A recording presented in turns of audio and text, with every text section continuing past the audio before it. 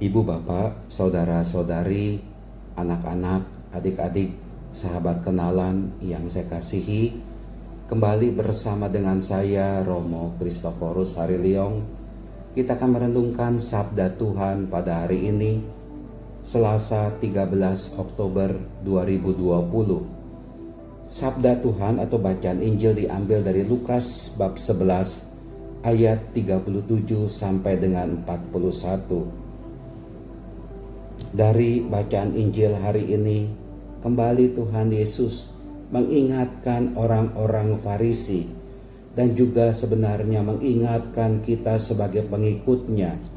Apa yang diingatkan oleh Tuhan Yesus kepada kita sekalian untuk kita perhatikan? Dari dalam bacaan Injil dikisahkan demikian. Pada suatu ketika selesai mengajar, Yesus diundang seorang Farisi untuk makan di rumahnya.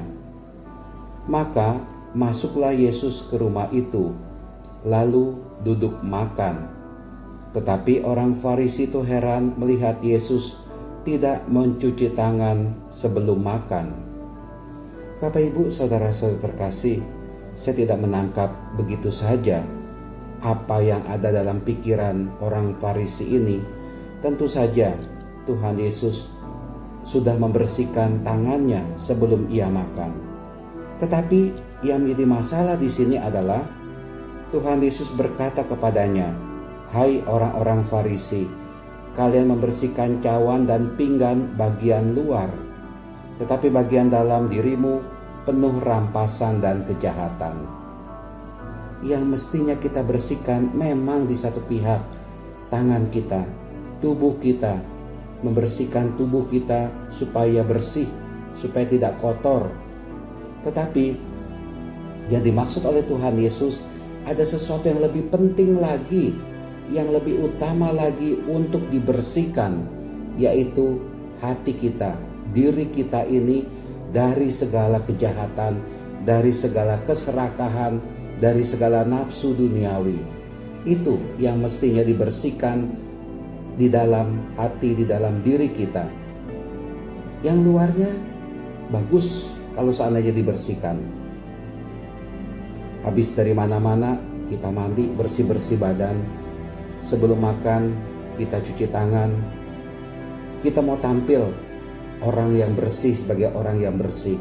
Tetapi saya pikir menurut sabda Tuhan Yesus, bukan segi luarnya saja yang ditampilkan, dibersihkan, tapi hati kita ini, ya, pikiran kita ini, batin kita ini, jiwa kita ini juga harus dibersihkan, terutama dari hal-hal duniawi yang kerap kali merongrong menggoda kita untuk melakukan kejahatan.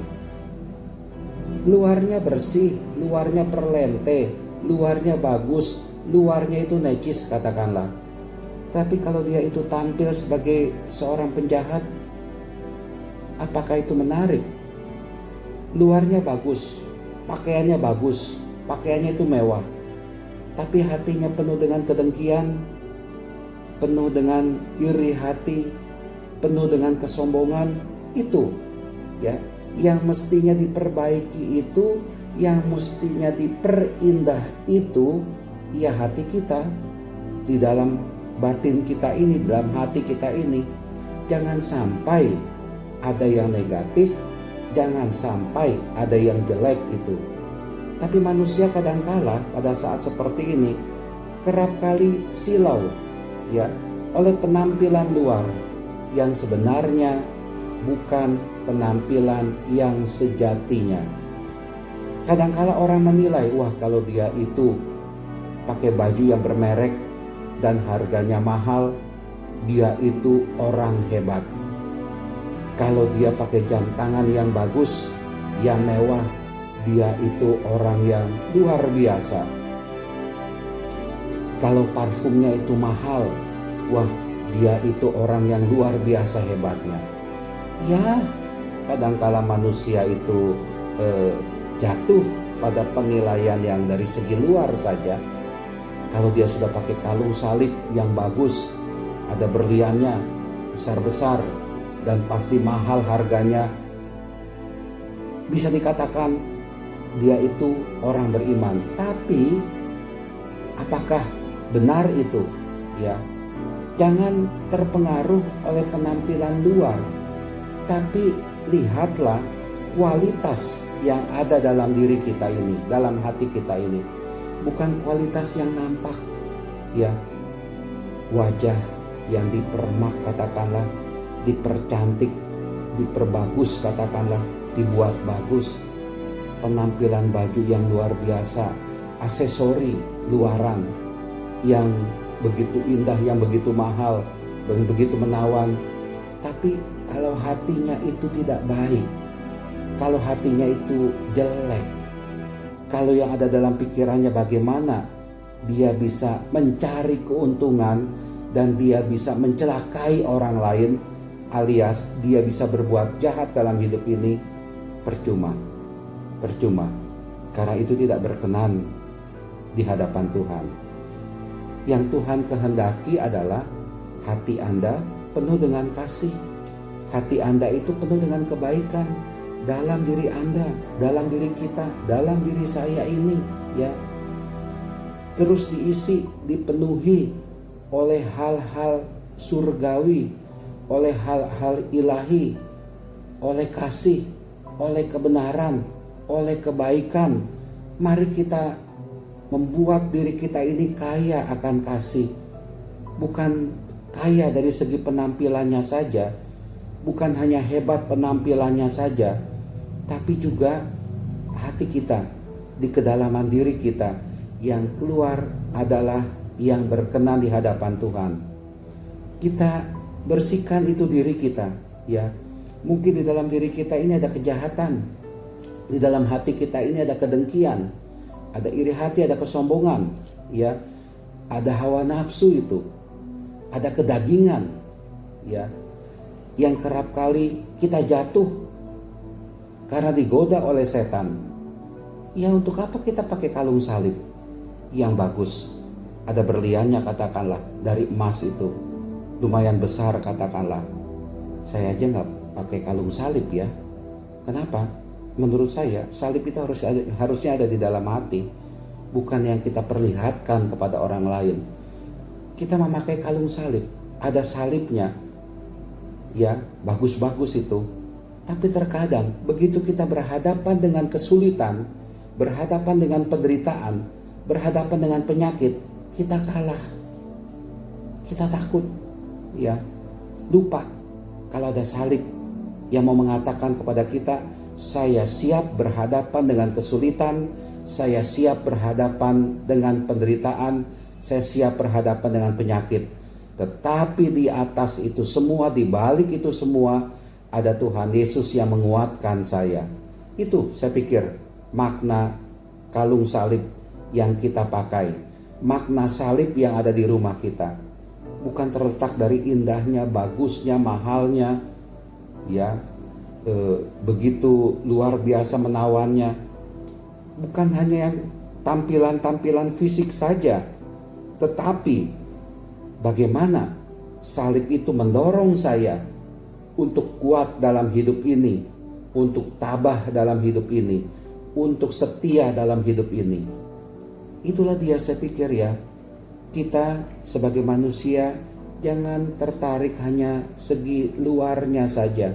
Maknanya, artinya, maksudnya itu apa, mesti kita tangkap. Begitu juga dengan diri kita. Yang baik kita tampilkan adalah bukan segi luarnya saja, bukan menarik wajahnya, fisiknya, pakaiannya yang bagus. Jangan-jangan orang yang pakaiannya sederhana itu jauh lebih punya kualitas hidupnya bagus daripada orang yang memakai pakaian yang mewah, yang bagus, yang mahal-mahal.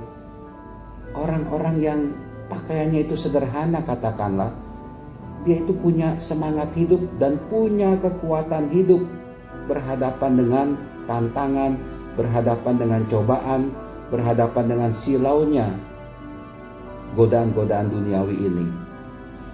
Dan jangan-jangan orang yang berpakaian sederhana itu punya kualitas hidup dalam dirinya itu bisa memancarkan kebenaran, memancarkan kebaikan, memancarkan kasih dari Allah kepada orang lain.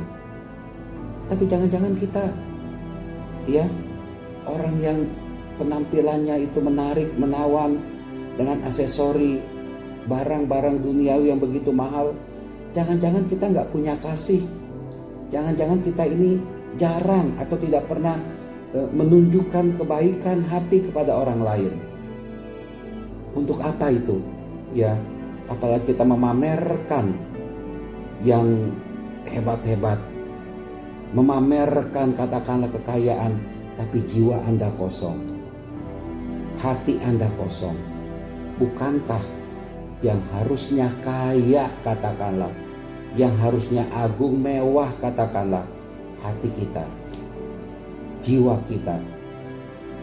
Karena apa? Di dalam hati kita, di dalam jiwa kita ini bersemayamlah Tuhan Yesus. Dan akhirnya itu membentuk kita.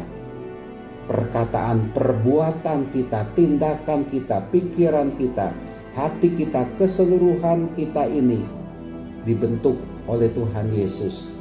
Menjadi manusia, menjadi insan yang penuh kasih, penuh kebaikan, penuh kebenaran kepada siapapun juga.